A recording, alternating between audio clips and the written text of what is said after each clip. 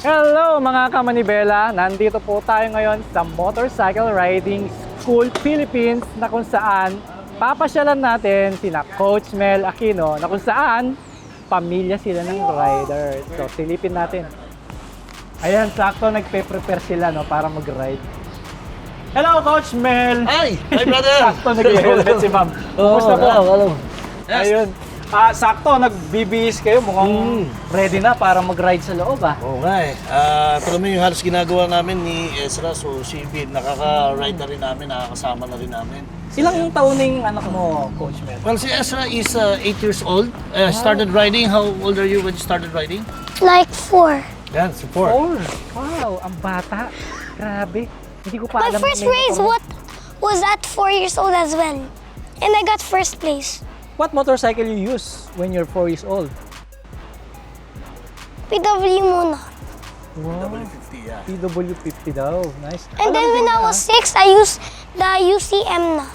UCM 50. And then now when I was like 7 years old na, when 2024, I started using PWT. Like PW80. 80. Yeah. Sakto-sakto yung pagdating natin dito mga kamanibela dahil magra-ride sila sa loob. Yes, Sakto yung dating ko, Coach Mel. So, ibig sabihin, kung magra-ride kami, sumama ka na. May motor kami para sa'yo. Anong gagamitin ko? Anong gagamitin So, ko? Coach? gagamitin mo itong bike ng WR 155R. Yamaha Ayan siya. 155R. Okay. Ayan. So, hirap ka na. Start na tayo. Yes, Coach. Uy, Let's go! biglaan pa. Gear! Ayan, saktong-sakto mga kamanibela dahil meron din tayong Yamaha WR155 noon. So, ngayon, sakto. Ito rin yung gagamitin natin kaya hindi tayo maninibago. At swerte tayo dahil magmamotor si na Coach Mel kasama kanyang pamilya. Ayan, sakto nag-ready sila para sa loob ng truck. At sasabayan natin sila ngayon na yan, sakyan natin at medyo may kataasan ang WR155R. Pero dahil magaan yung motor, kayang-kaya naman.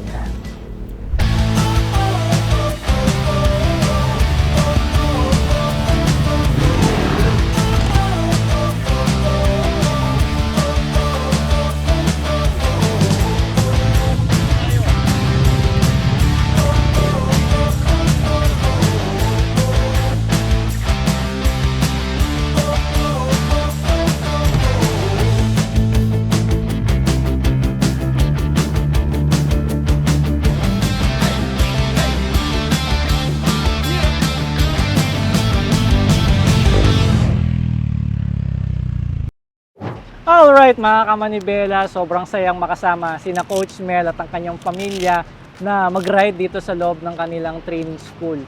Speaking of training school, Coach Mel, bakit ba naisipan yung magtayo ng ganitong training school? I know, mahilig talaga kayong mag-ride. So, bakit nyo naman naisipan? Well, before, former motocross rider, former circuit racer. So, after that, nung napasok ko sa isang motorcycle company, dinala ako sa Japan noong 2007. So, nag-enroll kami sa Hamamatsu training grounds, kung saan, mga 2 weeks siguro ako doon. Then, after pag-uwi ko, sabi ko, sayang yung knowledge na nakuha ko sa Japan. And, itong motorcycle manufacturer, ginawa nila akong safety riding specialist. So, share ko yung knowledge of safety, and then dumating talaga yung time na parang siguro kailangan ipasa mo na yung alam mo eh. So, nangarap ako magtayo ng riding school, pero dahil nga sa mahal ng mga materyales, then kailangan magpasemento ka. So, parang sabi sa akin ni Lord, ito, di ba dati off-road ka, di lupa, at least wala ka na sisementoin, and then dirt bike. So, yung love ko, yung passion ko sa pag-ride, sa motocross, off-road, naging ko dito. So, kasama ko si Vin na tinayo namin yung school. And then, naras, history na. At hindi na ako magtataka kung bakit magaling rin ang iyong anak. Yeah. Ako, parents din ako, Coach Mel. So, siyempre tayo, ayaw natin nasusugatan, na aksidente ang ating mga anak. Kasi nga, siyempre, anak natin yan, katubo natin yan. Pero dito sa nakita ko, sobrang extreme na rin ang ginagawa niya para sa kanyang edad na 8 years old ngayon. So, ano yung turning point ba? Kumbaga, mula sa'yo, tas pinasa mo sa iyong anak. Ano yung, paano mo na-accept na kaya ba ito ng anak ko? Sige, turuan ko siya. Paano yun? Well, ang karera kasi, sabi nga nila, Bel, di ka ba natatakot? Napakabata pa niya para kumarera. So, I started racing at the age of 4 years old, no? So, parang, kasi darating din yung time, kailangan niyang tumayo sa sarili niya eh. So, ito yung parang nakita ko na kailangan niyang dumiskarte sa sarili. Pag sumemplang siya, kailangan itayo niya yung motor niya. Kailangan kung masugatan man siya, dapat maging matapang siya na ito yung realidad ng buhay. Darating at darating talaga yung punto na yun. So, parang mahirap na may convince ko pa yung nanay niya na pakarerahin namin. Pero sabi ko, kaysa naman itago nila or gagawin nila naman nila eventually, turuan na natin ang tama. Eh, mukhang agree naman si ma'am. Eh, kayo ma'am, anong masasabi niyo? Meron ba kayo, wala daw, wala. Wala ka. Meron ka bang, nag-second demotion ka ba, ma'am? O nag-agree ka kaagad kay Coach Bel? Na, Hindi. Hindi, di ba? Iba yung natin eh. So, magandang tanongin rin natin si ma'am, bakit ngayon, inalaw mo na si Ezra na magmotor din? Merong may documentary film na na-catch nung first time niya nag-ride. Naiyak ako kasi parang yun na yung araw na kinatatakutan ko talaga. Kasi it runs in the blood, sabi nga nila. So, nakita ko naman na gusto rin ng bata. Actually, walang namilit sa kanya. Hindi siya sinabihan ni Mel na mag-ride ka. Ganun, wala. Siguro growing up din kasi nakikita niya yung environment niya, puro motor. Tapos at the same time, nakahiligan din talaga niya. Parang siya yung nagbe-beg sa amin na I want to race. Tapos siya yung excited palagi, natutulog siya ng maaga, ganon. So, siya talaga yung may gusto. Actually, 2 beses, sa dami ng races niya, 2 beses ko pa lang siyang sinamahan sa starting gate. Yun, wala akong choice kasi ilan lang kami. Tapos yung racetrack sobrang laki. So, we have to prepare. Ito yung sa Abra, kay Congressman Vermos. Talagang sobrang laki ng track na kailangan namin maghiwa-hiwalay. So I have to be at the starting gate para yung first team namin nandun sila sa first stretch. Yun pa lang yung nakita ko na race niya talaga. Sobrang kinakabahan ako every time na nakikita ko siya nakikipagsabayan sa mga bata, 12, 10 riders. Alam mo yun, tapos mag-uunahan sila. Tapos pagdating dun sa liit-liit na nung space, yun. Pero yun siya na yun, sabi ko nga kay Lord, kung ito yung ginuhit mo para sa kanya, wala naman akong magagawa. Who am I to say no to a child na nagbe-beg sa akin na, please, I want to race.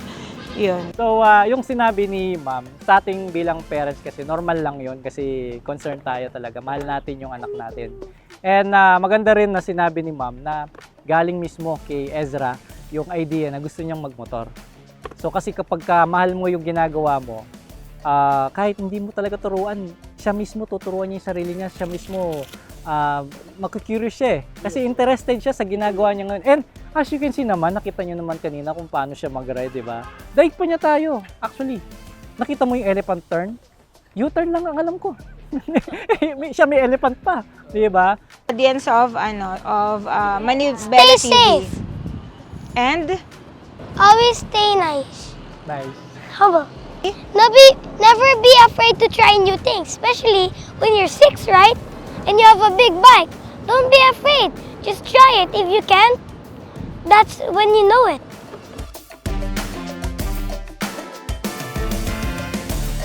Ngayon, nakikita natin, 4 yung motor. Iba-iba yung model. So, I know, marami po kayong motor. Masasabi mo ba sa amin, Coach Mel, kung ilan yung motor mo ngayon dito sa iyong training school? Well, hindi ko Ang dami sa naman, ulo, Coach. Pero, Ang dami. kasi nandyan yung motor ng lolo ko, yung motor ko, motor ng tatay ko, na parang kinumpleto ko yung linear yung line nung unang-unang motor ko na nakaikot ako ng buong Pilipinas, nandyan din. Parang, hindi ko masabi. Siguro, baka, may 8, may 20. Personal ko, siguro, siyam yata. Siyam, ang dami nun. Pero sa dami ng mga motor ninyo, Coach, sigurado ako meron kang isang pinaka-favorite, pinaka-mahal. Hindi ko sinasabing mahal yung presyo, pero mahal mo kasi may sentimental value. Ano ito? At bakit? Okay, so ito yung talagang, sabi ko nga, kaya ko ipagpalit lahat ang mga motor na to sa isang motor lang na yon, na hindi ko siya pakakawalan. So ito yung motor ng grandpa ko. So, yun yung 1963 na BMW R50/2. 1963 ko. 1963. Grabe, Yan. ang tagal na. Pinanganak ka na ba nun ko? Hindi pa eh. Yun ang Actually, mahirap doon. sobrang Mas tagal matanda na, pa sa oo. lolo natin yung motor. Oo. yeah, 1963. So Ayan. talagang, siyempre dahil sa lolo mo yon coach, talagang may sentimental value Meron, at talagang maipapamana pa natin sa susunod na generation, Generation. ng Aquino family, Actually, siyempre. inaabangan na ni Ezra yun. So itong motor na to, coach, na sinasabi mo is nandito ba? Sa Nandito training ngayon, school? Pwede oo. ba nating makita? Sige, Yun. tara. So, That's right. yun. Sa mga kamanibela, titignan natin ngayon at sisilipin itong napaka-importanting motor para kay Coach na. Tara, samahan Yes. nyo kami.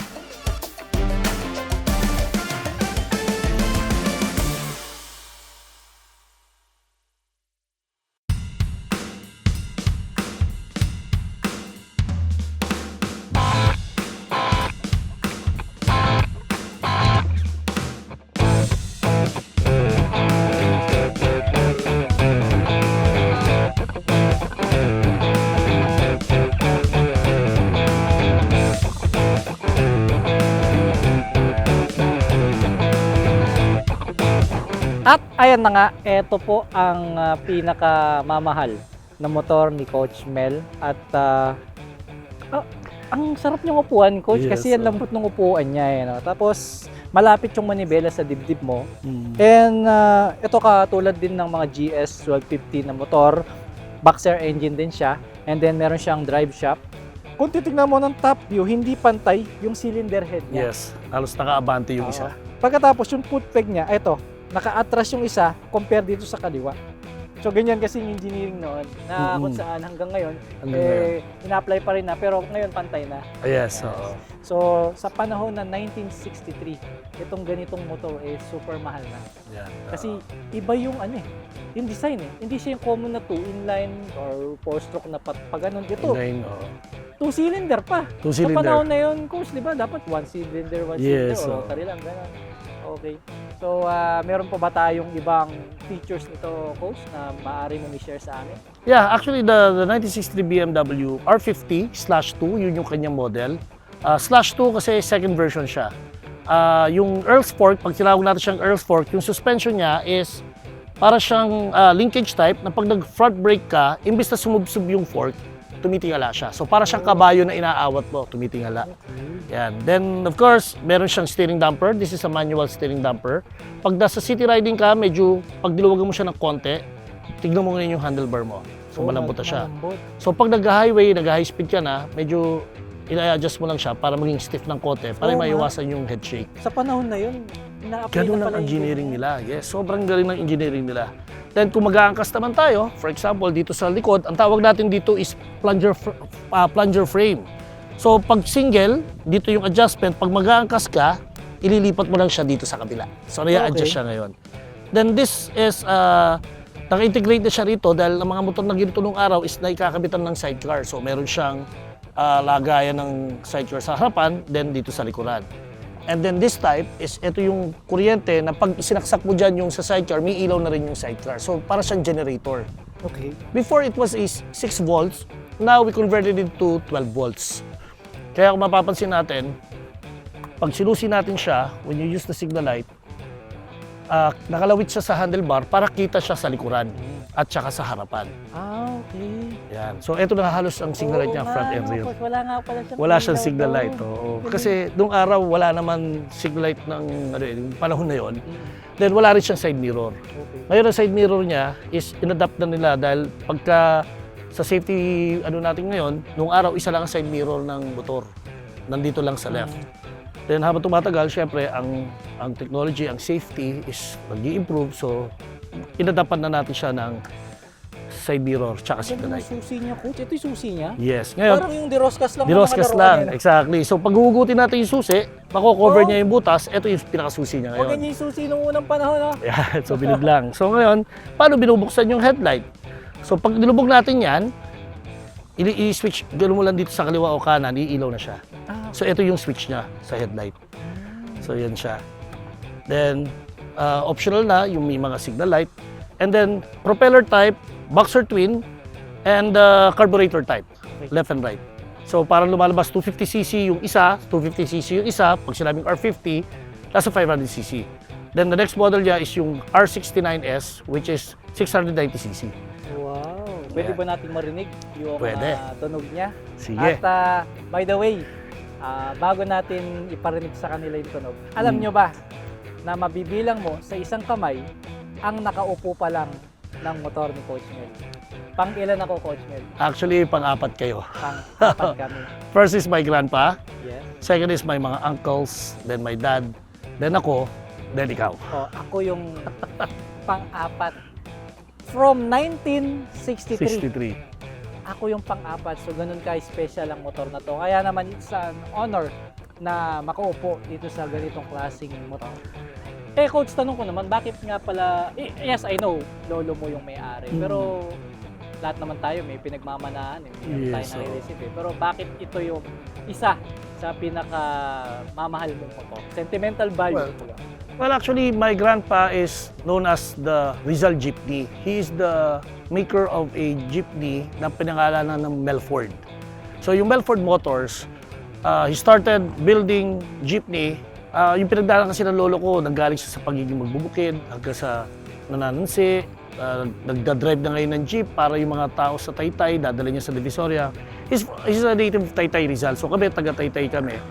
Then, dumating na yung time na napalaki niya yung shop niya, hanggang sa nahilig din siya sa motor, na every time na nagra-ride siya, pag nira-ride ko itong bike na ito, may bumabalik na alaala. Nostalgic siya eh. So, kunyari may pinagdadaanan ako, sasakyan ko lang itong motor. Pagkatapos nito, nag-feel good ako eh. Kasi parang, nung panahon nga ng lolo ko, ito yung feel niya eh. So, ito yung nagpapalakas sa akin, ito yung nagbibigay sa akin ng serenity pagka nagra-ride ako. And then at the end of the day, may solusyon ako. Parang nag-uusap kami ng lolo ko dito. So yun yung sobrang 5 taon kami nagkahiwalay ng bike na to, then naibalik siya nung kaibigan natin na si Aldred. So sobrang mahal na mahal ko itong bike na to. Kaya pala bigla na lang nag-iba yung damit ko. Hindi ko na malayan, naging classic. Yeah. Ganun ka majestic at di ba, yung outfit natin. Isipin mo saan galing yung helmet ko. Nung pag-upo ko, naging ganito. Ang galing, di ba? Coach, So yan. pwede ba natin iparinig sa kanila Sige. yung tunog ng 1963 63. na motor? Okay, so center stand muna Center natin. stand muna natin. Okay. So ngayon, may technique yung pag-center stand niya. No? Kung papansinin natin siya, bawa, ilalagay natin dito. Pag binuwat mo siya, ididikit mo yung paa mo dyan. Okay. Make sure pantay pareho. Then, etong foot peg na to, ang gagamitin mo para mainiko mo siya dyan. Ayun. Kaya mas madali siyang iangat. Madali nga, Coach, no? Oo. Madali ring matumba, Coach. Sandali, Lagyan natin sa malambot mas yung lupa. matigas. Yan. Pero mababa lang siya, Coach, kaya Mm. madali siyang i-center stand. Yes. So una, bababa natin yung susi. So bababa natin yung susi niya. So iilaw na ngayon siya. Then from here, ito ang tinatawag natin fuel cock, i-on natin yung gasolina na magsusupply sa papunta sa carburetor niya. Yan. Then tatuyuan mo siya rito sa right foot mo, nasa rear foot peg. Then left foot ay nasa kickstart. So ngayon ang sipa niya, as in ibabagsak mo lang siya. So yan lang siya. So ngayon, bakit naging special yung boxer engine? Kung bakit parang tinawag namin siyang Iron Horse, yung tunog niya para siya nangangabayo. Ayaw nga, no? Kaya, tagidag. So yan siya. So Dark Horse, yun yung ano natin. So parang ito yung motor na parang ayaw mamatay dahil sa minor niya. Tama, Coach. Ang ganda ng tunog at walang ibang motor na ganyan ang tunog na Yes, exactly. Distinct lang siya sa boxer twin Oo. engine. Pwede kayang gawin kung ganyan yung click ko. Pag-isipan kailangan nating palta na makina. Okay. So ngayong Yan. naririnig natin siya, alam ko, Coach, ako yung pang-apat at pinakamamahal mo to. Yes. Pwede ba natin siyang itong pinaka-importante mo? May bibigyan mo ba ako ng karapatan ng 1 minuto na ma-ride ang motor na to dito lang Yan, sige. sa lugar? So I'll experience you a nostalgic bike. A very vintage bike. So, baitan mo lang. Nakipagkilala sa kanya. Alright, thank you, Coach Mel. So, mga kamanibela, ready na ba kayo? At ibabalik ko kayo sa panahon ng 1963. Let's go! Let's go. Thank you, Coach.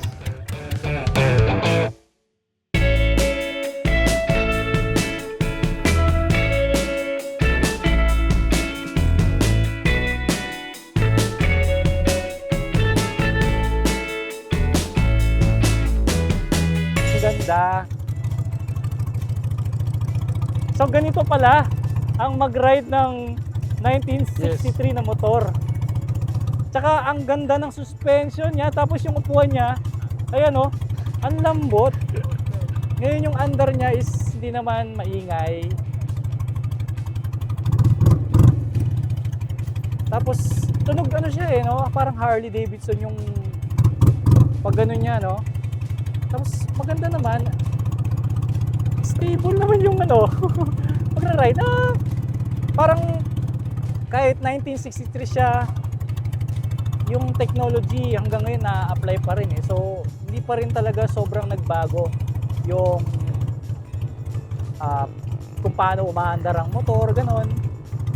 Kasi tingnan nyo, yung speedometer niya, same lang din sa mga ginagamit natin like sa TMX, ganon, no?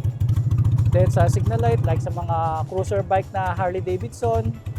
And ito lang, medyo hindi lang ako masyado madalas nakakita ng side mirror na nasa headlight.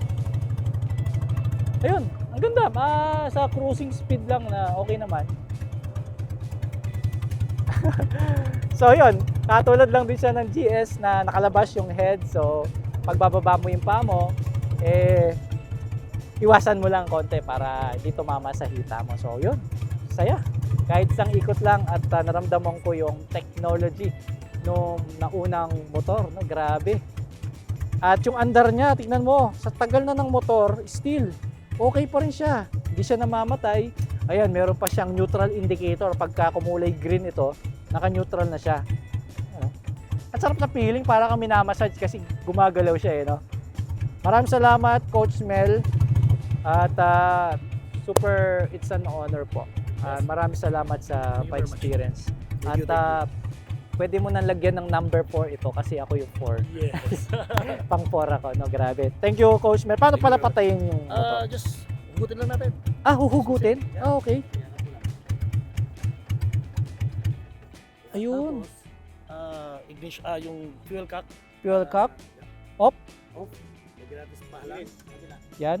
Yan, there you go. Then, brake, safe check, left, right. okay, so kaya lang, wala siyang side stand. Side stand. Actually, So hindi pa pala optional uso yung side stand nun, Coach. So ngayon nauso na dahil attachment na lang siya actually. Okay. Pero So, nung araw wala siyang side stand kasi Okay. dahil panahon na tricycle may Okay. sidecar. Ayan. So center stand natin. So ganun ang technique. Okay yan. Then, Then, gamitin mo siya. Then mas madali mo siya maiakit ngayon. Si Kuya nahirapan. wow! Yeah. Ganda! Yan. Salamat, Coach Mel. Yes, At napil ko talaga panahon ng Kastila ba yun? Hindi naman.